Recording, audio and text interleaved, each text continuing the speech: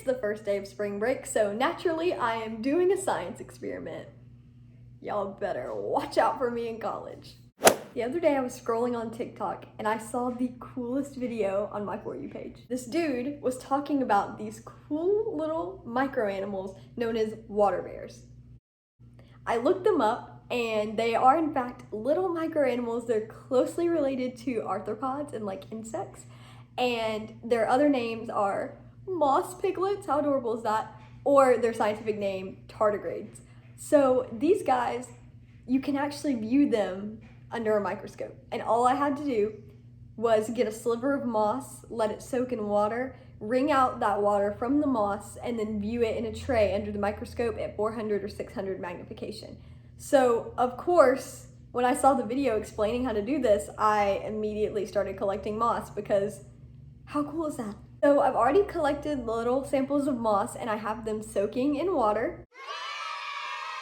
So I'll let that happen for a few hours and then I'll take them out, wring it out in a little tray, and we'll see if we can make some new friends and see them under the microscope. I'm so excited. Okay, so I'm back. It's been about 3 hours that my moss has been soaking and I'm just gonna wring it out into this little dish so that I can view the water on my microscope. This is exactly how the dude in the TikTok did it, so I really hope it works.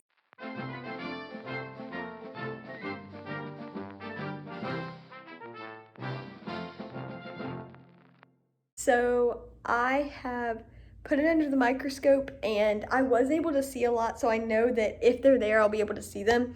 However, I'm pretty sure this moss sample that I took had too much dirt on the underside of it, so when I squeezed it, I'm mainly looking at a lot of like dirt particles. So I think I'm going to try for round 2, but when I take the moss sample, I'm going to try to cut right up against it so where there's not a lot of dirt on the underside.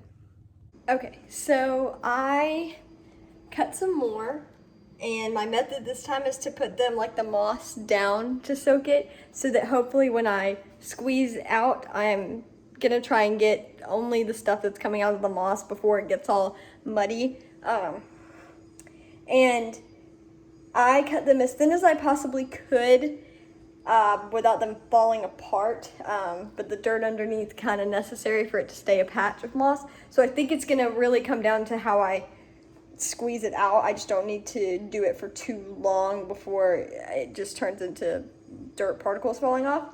So, you know, sometimes as a scientist you have to revise and repeat, so take 2 hopefully goes better. It's much later. I'm going for round 2.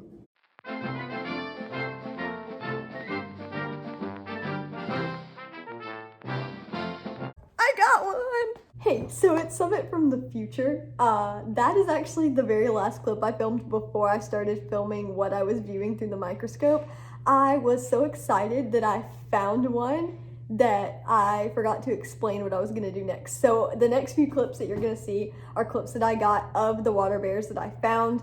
I did a couple different patches of moss and tested some different settings on the microscope. So these are the videos. They're not super high quality, but you can still see them moving and it's very interesting, and I'll check back in with you after these clips, but enjoy.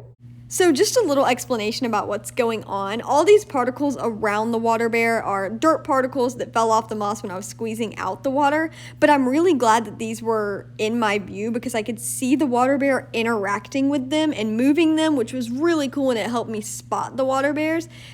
Most of these clips were viewed, I think almost all of them were viewed on just one level up from the lowest magnification. I found that was easiest to capture their movement because these guys were actually really fast. So I found this a really interesting process to just kind of watch happen right before my eyes. And the fun thing is I can repeat this as many times as I want because I used multiple patches of moss throughout this whole process, and every one I found some water bears in. So that was really exciting and I had a lot of fun with this. While these clips play, I thought I'd give you some fast facts about tardigrades, or water bears. I like to call them water bears. So they have 8 legs, and on these legs, their hands usually have 4 to 8 claws on each. Although the ideal environment for this creature is kind of within sediments at the bottoms of lakes and bodies of water, research has actually found that these creatures can survive in all kinds of insane conditions. I'm talking extreme high and low temperatures, extreme pressure, radiation, boiling temperatures, and even studies have shown that they could withstand the pressure and the environment of outer space without any protection, which is amazing. And I was worried about killing these guys. And to survive in these harsh conditions, they go into a state called cryptobiosis, which is basically a near-death state that's really just preserving the last shred of their life. And if they're reintroduced to water, they'll be back alive in a few hours. And that is all that I have for you guys today, but I really hope you had as much fun as I did, because this was a really eye-opening experience for me. I had no clue that these guys existed, and turns out that they're probably gonna outlive us. After humanity ends, they'll still be kicking. So I'm so glad I learned about them.